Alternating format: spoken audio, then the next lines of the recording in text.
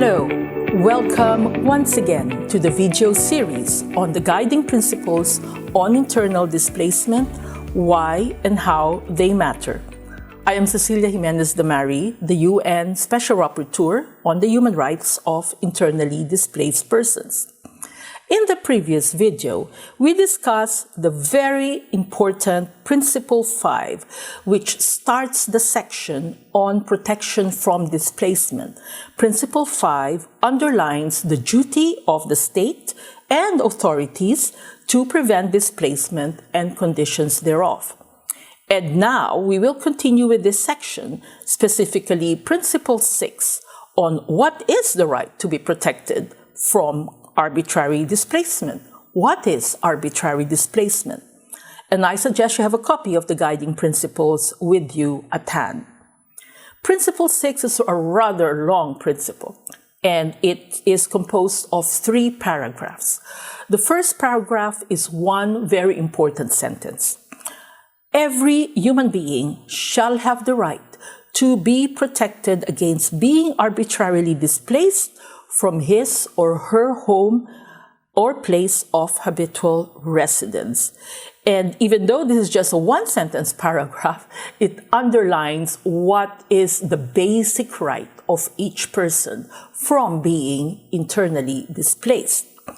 Apparently, the representative of the Secretary General, Professor Francis Deng, the very first one, actually wanted to define arbitrary displacement. And in this paragraph, he actually made explicit what is now implicit in international law, particularly in human rights.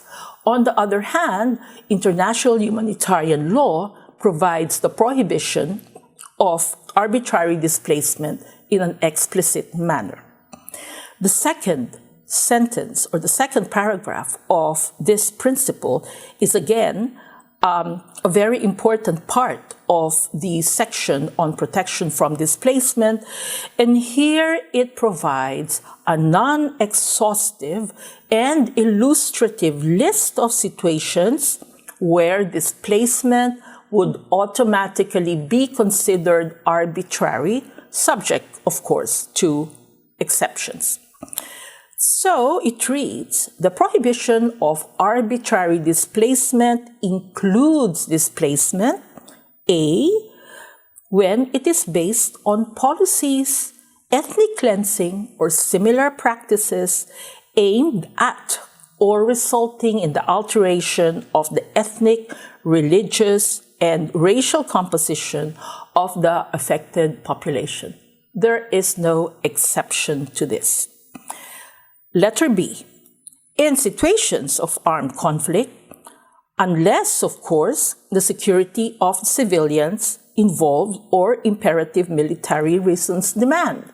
So, situations of armed conflict would be considered arbitrary where there is internal displacement therein, unless the civilians involved need security and therefore they have to be displaced, or because there are military reasons. These 2 exceptions are principles in international humanitarian law recognized by many states and actors. Letter C. In cases of large-scale development projects that are not justified by compelling or overriding public interest. We all know that there is an importance to large-scale development projects, but these development projects, if they're not justified by compelling and overriding public interest, may lead to arbitrary displacement. And letter D, in cases of disasters, unless the safety and health of those affected requires their evacuation. And we know that in disasters, some people, many people in fact, may need to be evacuated, but this has to be dictated by their health and safety. And letter E, when it is used as a collective punishment. Here, again, like the first one, there is no exception. Lastly, paragraph 3 is on displacement that shall last no longer than required by the circumstances. And this requirement is actually a general principle of proportionality that is to be respected whenever the rights of human beings are limited. Again, I would like to reiterate that I presented a report to the General Assembly in 2021 on the prevention of arbitrary displacement. Check it out. So again, thanks for tuning in. And in the next video, we will continue with Principle 7 on decision-making in situations requiring the displacement of persons.